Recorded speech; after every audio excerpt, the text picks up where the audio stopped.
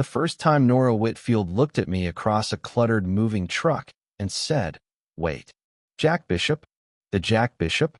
I nearly dropped a box labeled Kitchen Fragile onto my own foot. I had no idea what that meant. I had no idea it was about to rearrange the next 6 years of my life. My name is Jack Bishop. I was 27, worked as a freelance sound engineer who spent most of his time in other people's studios making other people's music sound like it belonged on the radio. My apartment had good acoustics and almost no furniture, which my mother called a bachelor pad and I called efficient. I had been best friends with Maya Whitfield's. No, wait, that's wrong. Let me start where I actually should. My best friend was Maya Whitfield. We'd known each other 11 years, since the two of us got assigned as lab partners in 10th grade chemistry, and she'd set my sleeve on fire during a Bunsen burner experiment and then spent the rest of the semester denying it was her fault. She was 27 too, worked as a marine biologist doing coastal research 2 hours outside the city, and she had one of those laughs that made strangers in restaurants turn around and smile without knowing why.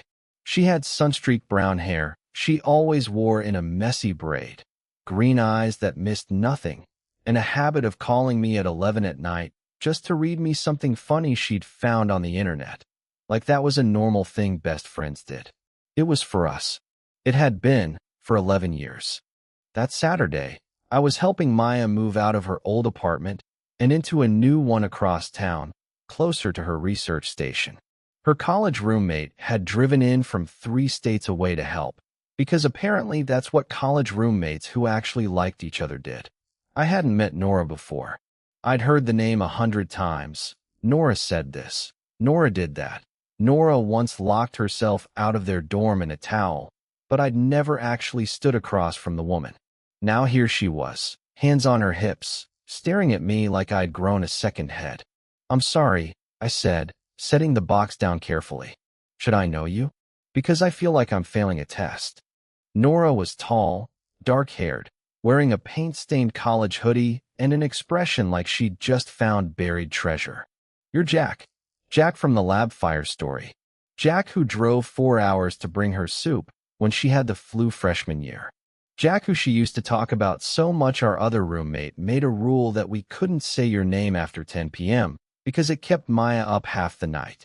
I blinked. "That's a lot of specific information." "Oh, I have more." Nora grinned, like she'd been waiting years for this exact moment. "So you're the one she never got over."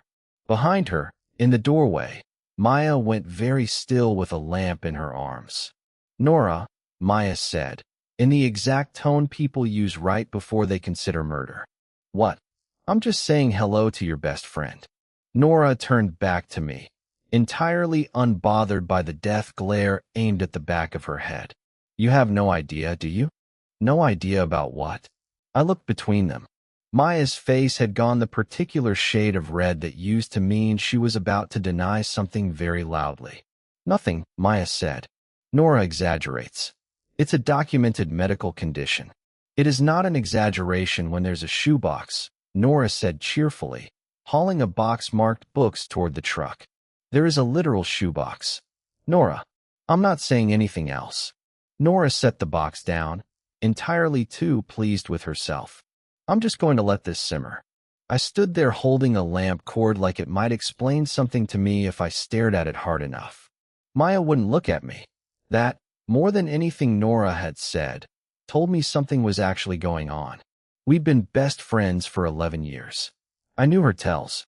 I knew when she was hiding something because her ears went pink before the rest of her face caught up, and right now her ears were the color of a stop sign. "What shoebox?" I asked. "It's nothing," Maya said, too fast. "Can you grab the lamp and stop interrogating my friends? Your friend just told me I'm the one you never got over." I feel like that earns me a follow-up question. "It earns you nothing. It earns Nora a long, cold winter without contact from me." "Worth it," Nora called from inside the truck. We finished loading boxes in a silence that wasn't really silence, more like a held breath. Every time I glanced at Maya, she was very intensely focused on tape dispensers or bubble wrap or anything that wasn't my face. I let it go for the rest of the afternoon because I didn't want to push in front of an audience, but the question sat in my chest like a stone the whole drive to her new place. We unloaded everything into her new apartment as the sun went down. A small one-bedroom with big windows and a view of the harbor, close enough to her research station that she could walk if she wanted to. Nora ordered pizza and declared herself unpaid labor deserving of carbs, and the three of us sat on the floor because none of the furniture had legs attached yet. That's when Nora, 3 slices in and clearly incapable of restraint, reached into an open box and pulled out a shoebox with a faded lid. "Nora, I will end you," Maya said, lunging. Nora held it above her head like she was 8 years old, keeping a toy from a sibling. "Relax. I'm not opening it. I just wanted Jack to see the label." She turned the box toward me. In Maya's handwriting, in blue marker that had faded with age, it said, "Things I never sent Jack." I stared at it for a long moment. "What is that?" "It's nothing," Maya said, voice tight, reaching for the box. Nora handed it over without a fight this time. Apparently satisfied she'd done her damage. "I'm going to go pretend to look at the view," she announced, standing up. "You two figure out whatever this is. I'll be on the balcony being tactful for once in my life." She slid the balcony door shut behind her, leaving Maya and me alone with a pizza box and 11 years of history and a shoebox neither of us had touched since she'd set it down. "You don't have to open it," I said quietly. Maya looked at the box in her lap like it was radioactive.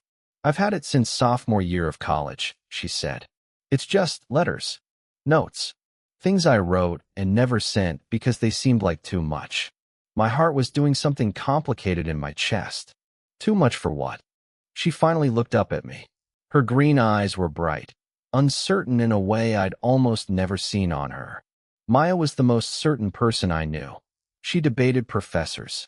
She argued with fishermen about coral reef data. She was not a woman who hesitated. "Too much for a friendship," she said. The room went very quiet. Outside, I could hear Nora humming something tunelessly, giving us all the privacy a paper-thin balcony door could offer. "Maya," I said carefully, "what's in the box?" She opened the lid like she was defusing something. Inside were maybe a dozen folded pieces of paper, some yellowed with age, one still in a college-ruled notebook page with the edges torn rough. She picked up the oldest one, unfolded it with hands that weren't quite steady, and handed it to me instead of reading it herself. The handwriting was Maya's, younger, looser. It was dated the October of our sophomore year of college, when we went to different schools 3 hours apart and only saw each other on holidays. "Dear Jack," it started. "I'm not going to send this, because if I send this I'll have to actually find out what you think, and I'd rather keep hoping than find out you don't feel it too. I miss you in a way that doesn't make sense for someone I talk to every week. I think about what would happen if I told you, and it went wrong, and I lose my best friend over something I'm not even sure is real. So I'm writing it down instead, and I'm going to fold it up, and I'm going to keep being your friend, because that's safer, and I am so tired of being safe, but I don't know how to be anything else with you." I read it twice. Then I looked up at her. "There are 11 more," she said, voice barely above a whisper. "One from almost every year." 11 years, I said slowly. "I know how it sounds. It sounds like you've been in love with me for over a decade and never told me." Maya's jaw tightened, but she didn't look away this time. "Yes." I sat there with the piece of paper trembling slightly in my hand, trying to reconcile the entire history of my adult life with the sentence I'd just heard. Every late-night phone call, every time she showed up unannounced with soup or bad movies or terrible advice about my dating life. Every time she'd sat a little closer than the couch required, or gone quiet after I mentioned a date, or laughed a beat too hard at jokes that weren't that funny, just to fill a space that might have held something else. "Why didn't you ever say anything?" I asked. "Because you never said anything either," she said. "And I figured that meant something. I figured if it were there for you, you'd have said it. I didn't want to be the one who ruined the best relationship in my life on the chance you felt the same." "I thought the exact same thing," I said. "For years. Maya went very still. What? I set the letter down carefully on the pizza box lid, like it deserved more respect than the floor. Maya, I have sat in this exact scenario, wanting to say something, deciding it was safer not to, probably as many times as you have. I just never wrote it down. I just went home and told myself I was imagining things because you're my best friend and I couldn't survive losing that. You're serious.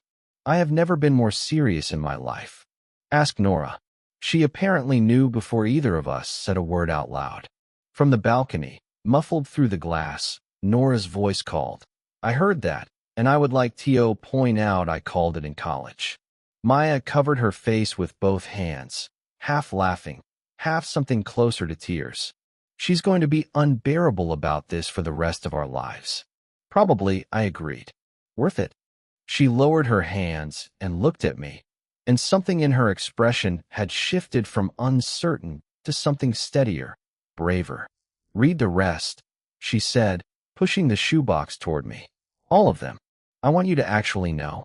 I picked up the next one.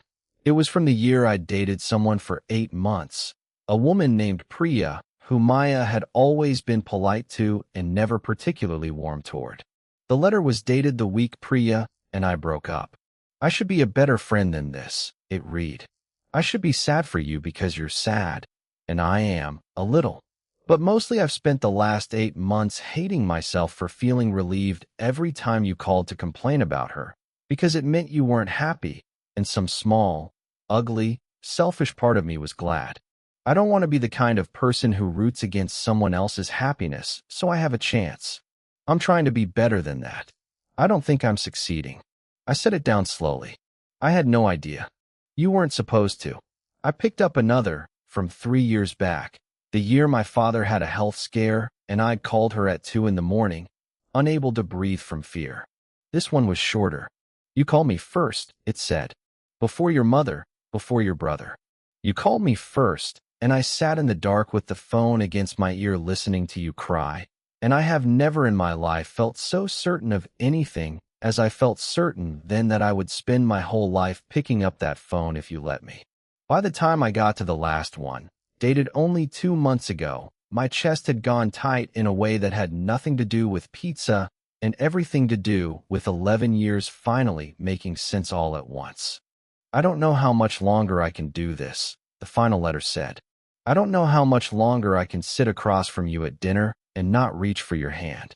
I don't know how much longer I can watch you not know. When I've known for so long it feels like part of my body now. I think I have to tell you soon, or I think I have to stop pretending this is just friendship, because I don't think I have it in me to keep doing both. I folded that one carefully and set it on top of the others, and then I looked up at Maya, who was watching me with her whole heart visibly sitting in her eyes, unguarded for maybe the first time in 11 years. Say something, she said. Please don't just look at me. I'm trying to figure out how to say 11 years worth of things in one sentence. I said, try.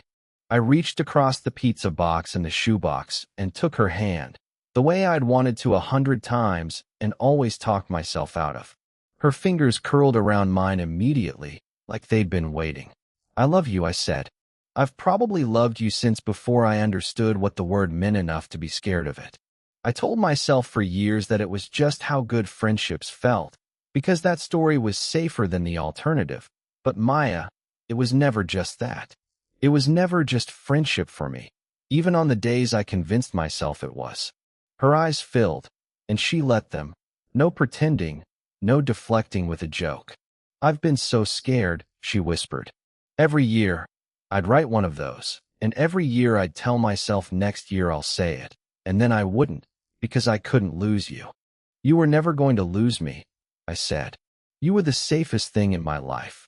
I just didn't know how to tell you that safety and wanting you weren't the same thing I had to choose between. She laughed, wet and unsteady. That's very poetic for a man who once described a sunset as, yeah, the sky's doing a thing. I'm capable of growth. Clearly. She wiped at her eyes with the back of her free hand. So what happens now? Now, I said, I think I'm supposed to kiss you, unless there's a rule against that in this apartment. There's no rule, she said. I own the apartment. I'm changing the rule right now. I reached up and brushed a strand of hair back from her face. The same gesture I'd made 100 times over 11 years and never once let myself understand for what it was. This time I let my hand stay, resting against her cheek, and she leaned into it the way she'd probably wanted to every one of those 100 times. Maya, I said, can I kiss you? If you don't, she said, I'm going to write another letter about it, and this time I really will send it.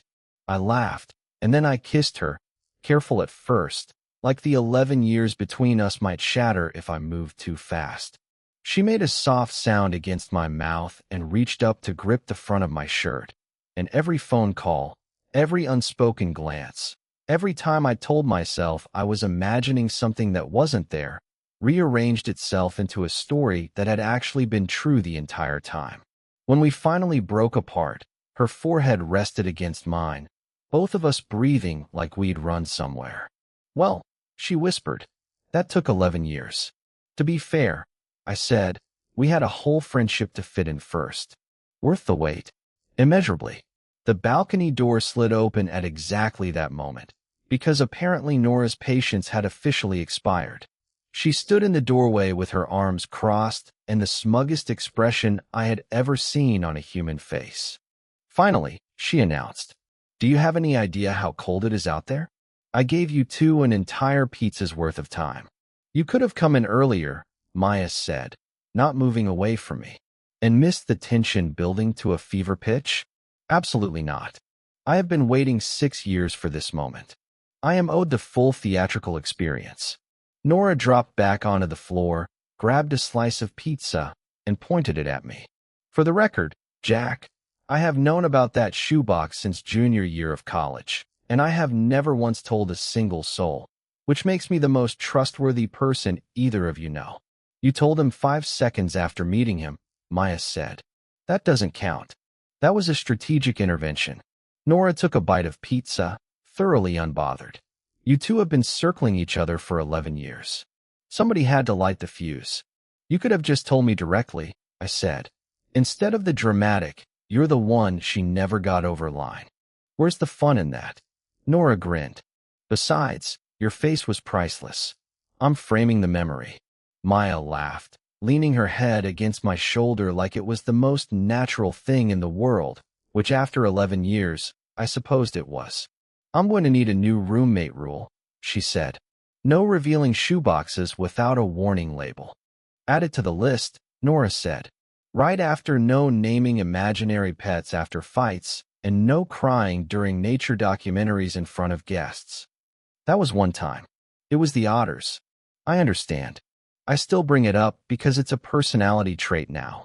We stayed on that floor for another hour, laughing, eating cold pizza, Maya's hand tucked into mine the entire time like she was making up for 11 years of not doing it.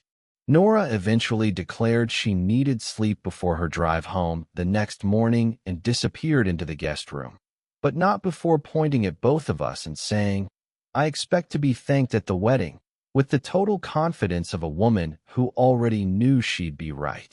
After she left the room, Maya and I sat by the big window overlooking the harbor, city lights scattered across the dark water. I have to tell you something else, she said, and something in her voice made my stomach drop a little, an old reflex from years of watching her deliver news. Okay, the research station offered me a permanent lead position, she said. Full-time year-round. It's a good job. It's the job I've wanted since undergrad. That's incredible, I said, meaning it. Where is it based? Here, she said. This is why I moved. It's not across town from my old place. It's a whole different life. Longer hours, more travel for field work, less flexibility. I felt something settle in my chest. Not fear exactly. More like recognition. Are you asking me if that changes things? I'm asking if you're sure, she said. Because us, happened in one night. After 11 years of not happening. And now you're finding out at the same time that I'm about to be busier and harder to pin down than ever. I don't want you to feel like you signed up for something and then got a different version of it a week later. I took her hand again, the one still faintly stained with blue marker ink from the label on that shoebox lid. Maya, I've spent 11 years choosing you as a friend, even when it was inconvenient, even when I moved my schedule around for late-night phone calls, even when I sat through terrible dates thinking about how much more fun I'd have talking to you instead. A demanding job doesn't scare me off. What scares me is the idea that I almost let this go another 11 years because I was too careful to say something. Her eyes softened. So you're staying? I was never planning on going anywhere, I said. I just didn't know until tonight that staying meant something different than I thought it did. She kissed me again, slower this time. Less like a question and more like an answer she'd been holding on to for over a decade. When she pulled back, she rested her hand against my chest, right over my heartbeat, the same way she used to when we'd fall asleep on each other's couches during movie nights, and I told myself it meant nothing. I kept those letters for 11 years, she said. I think it's time to write a different kind.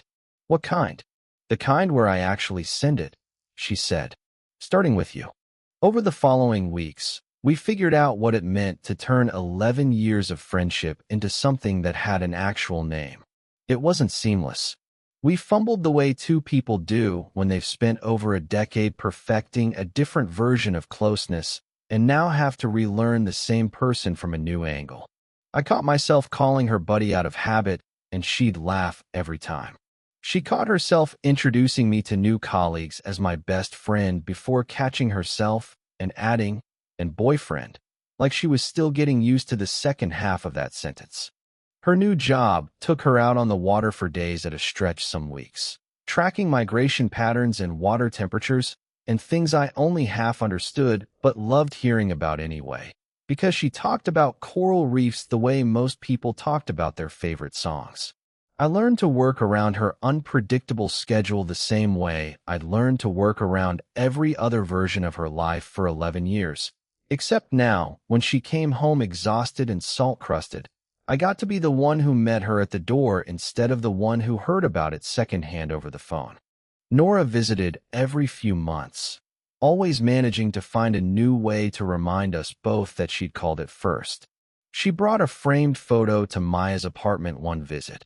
A picture from freshman year of college, the two of them laughing outside their dorm, and on the back she'd written, in the same handwriting Maya used on that shoebox lid, a running tally of how many times Maya had mentioned my name that year.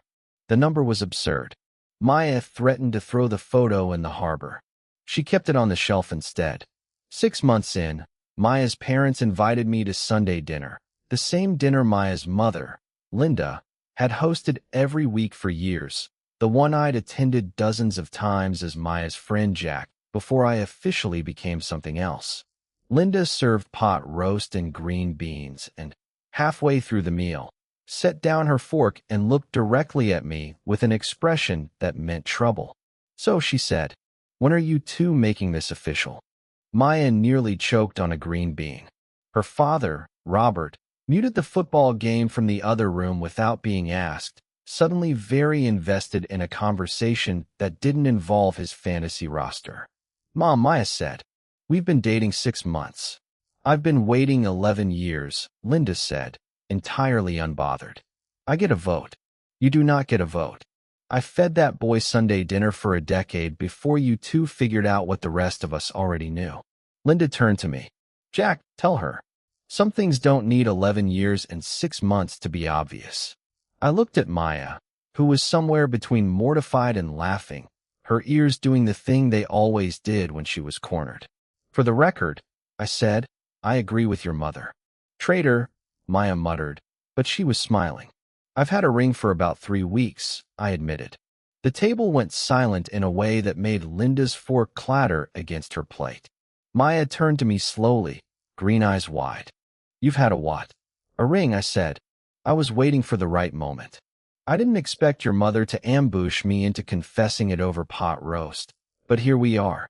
"Mason, I mean Jack," Maya corrected herself, flustered in a way I'd genuinely never seen from her. "You cannot just casually mention a ring at dinner."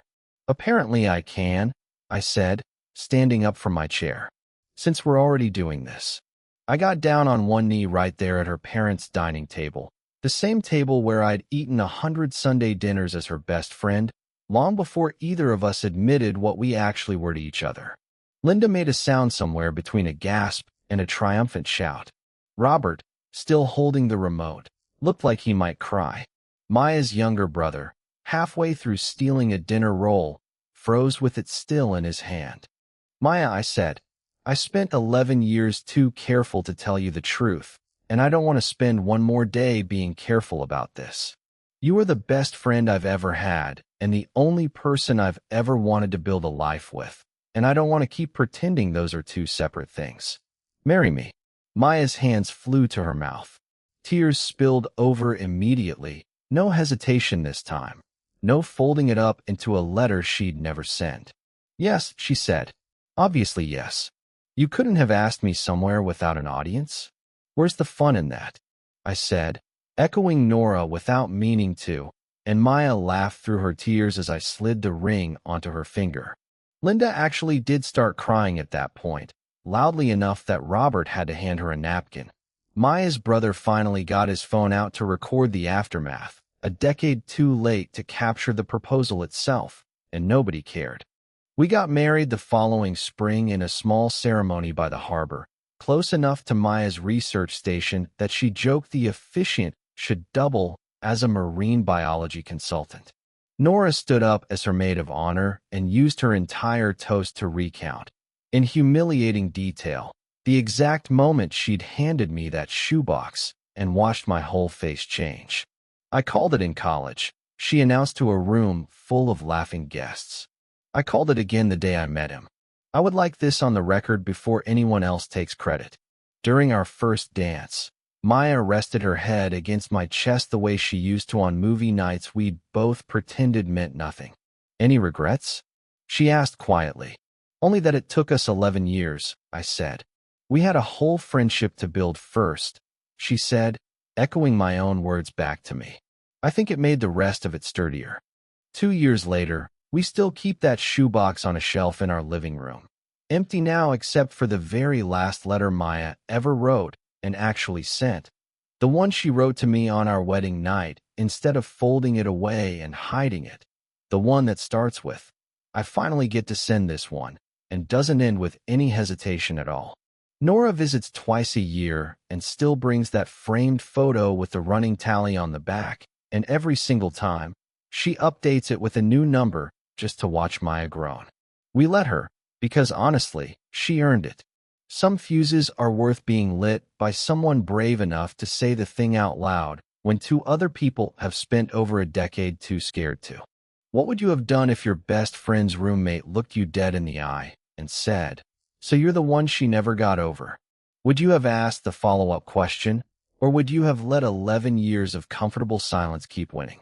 Have you ever found out someone felt the same way you did, years after you'd already convinced yourself it was safer not to ask? Tell me your story in the comments below. And for those of you who'd like to be a little closer to us, we've opened up memberships where you'll get shorter, exclusive stories every week with no ads. If you like this one, leave a like, subscribe, and I'll see you in the next one.